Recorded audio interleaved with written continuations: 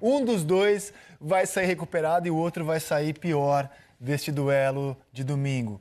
Para o Internacional, ele tem a chance, no melhor cenário, né, caso o Palmeiras perca do Grêmio, de se igualar em pontos ao líder, mas o saldo ainda é muito maior do Palmeiras em relação ao do Inter, então ele não pega a liderança no saldo.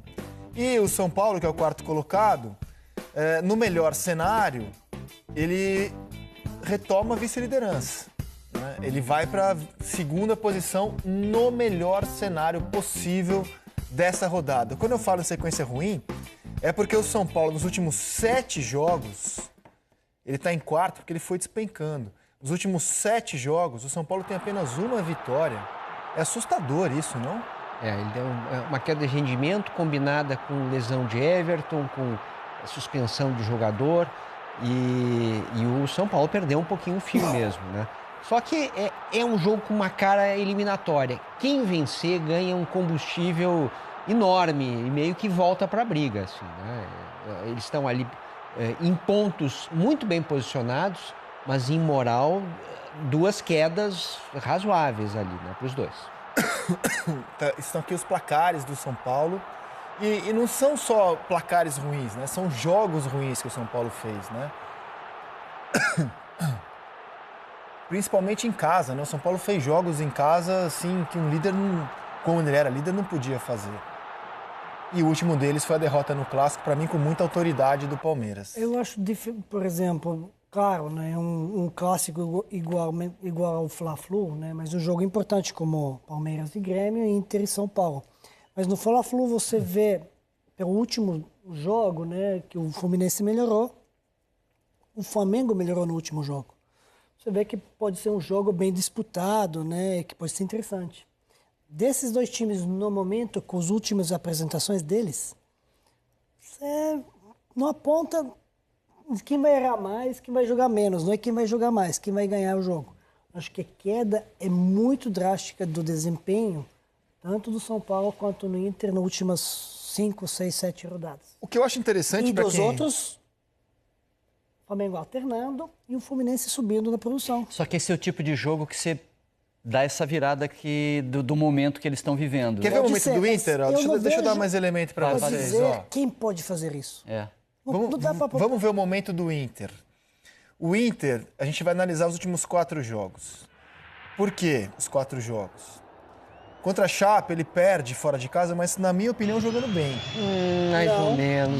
Muito aberto. Minha opinião. Foi um jogo aberto, foi um jogo que podia acontecer tudo ali. O Corinthians, sim. O Inter já fez um jogo um pouco melhor. Ok, né? É. Foi um jogo ok. Jogou mal contra o Vitória. Jogou mal. Venceu o Vitória, mas jogou mal nesse 2-1.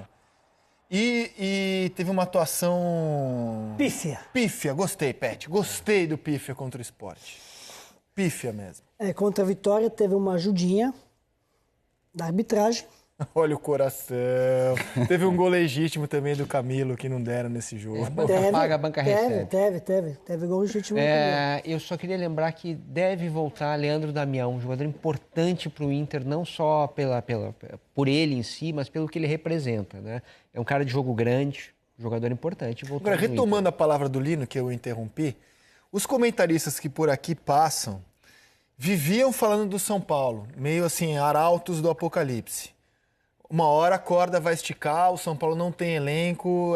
Eu vi vários comentaristas opinando que a liderança era um tanto enganosa, que o elenco não ia dar conta quando os jogadores importantes se machucassem.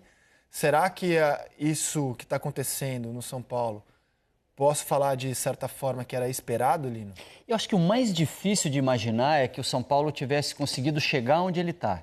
A arrancada do São Paulo, de onde ele veio para onde ele está, eu imaginava até que o São Paulo pudesse fazer isso. Eu e o Caio, uns bons meses atrás, a gente debatia essa situação, quando o São Paulo dá a arrancada. Era difícil de você prever isso. Essa queda do São Paulo é previsível. A oscilação do São Paulo é previsível, né? O Inter e o São Paulo podem contar uma história diferente nesse Campeonato Brasileiro se um dos dois for campeão brasileiro, né? São as equipes que a gente não imaginava que estariam aí nesse momento da competição. São as equipes que priorizaram o Campeonato Brasileiro e são as equipes que não têm explicações como a do Grêmio e do Palmeiras, por exemplo, e do Flamengo até. Elenco, investimento, recursos, possibilidade de jogar várias competições, talvez tenham, entre esses todos aí, sejam os times que mais se preocuparam com o Campeonato Brasileiro. Se um dos dois for campeão, vai ser um prêmio a isso. Por força também das eliminações das outras competições. Agora, se tivesse que assinar um papelzinho no início do campeonato, aqui São Paulo, aqui Inter, o que você acha de um G4? Não, G6.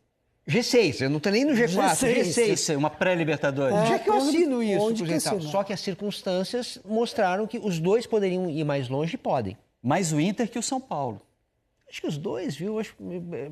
Eu vejo muita semelhança assim, nas possibilidades iniciais e no momento que eles estão agora. Eu acho que tá bem aberto ainda, viu? Engraçado, a gente colocava o momento do São Paulo muito associado ao bom futebol do Everton, né? E essas lesões do Everton, essa saída dele, isso coincide também. É verdade. E o Nené jogava muito bem. Só que é plausível você entender de que o Nené, com a idade que tem, não pode aguentar um pique tão longo do campeonato para jogar todos os jogos bem. Não pode. É o nerd, né? Aí que entra aqui, ó. Cadê o elenco? É o nerd, né? É o Nenê, o Everton, o Diego e mais o Rojas. Rojas, O João Reinaldo. Rojas. É o Reinaldo, não é o Rojas. É o Reinaldo, o é o R, Reinaldo, último. é o Reinaldo. Bota 2 R's.